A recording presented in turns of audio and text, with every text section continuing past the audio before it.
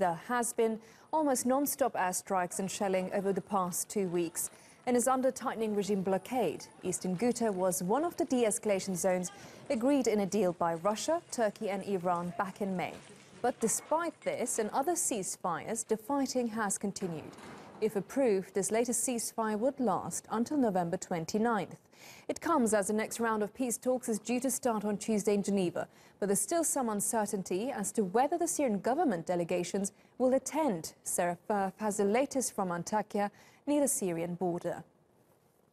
Well, it sounded like a plea and a prayer from the UN's chief Syria mediator, Staffan de Mistura, in the press conference he gave. He said that he'd been notified that the Syrian government delegation would not be travelling to Geneva on Monday. The next round of Geneva peace talks due to kick off on Tuesday.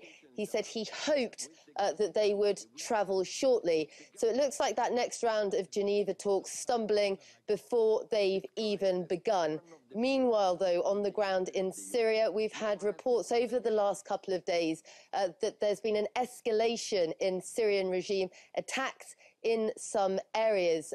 Today, reports coming in from the Syrian Observatory for Human Rights that areas around the suburbs of Damascus, in Douma, in Erbil, in El Mesaraba, had been hit by strikes, and TRT sources have also said that there are a number of civilian deaths as a result of that. The Syrian Observatory for Human Rights has said some 15 civilians killed today in Syria as a result of those Syrian regime strikes, with the TRT sources saying that the number could be even higher than that. Now, what we have seen in some of those Damascus suburbs, in particular in the Eastern Ghouta area, which is a rebel-held enclave that we know the Syrian regime has been incredibly focused on trying to take back, we have seen an uptick in violence on the ground in that besieged area. So on the one hand, diplomatically, you've got the Geneva talks about to start up, but already proving problematic. And on the other hand, on the ground in Syria, you've still got the fighting continuing.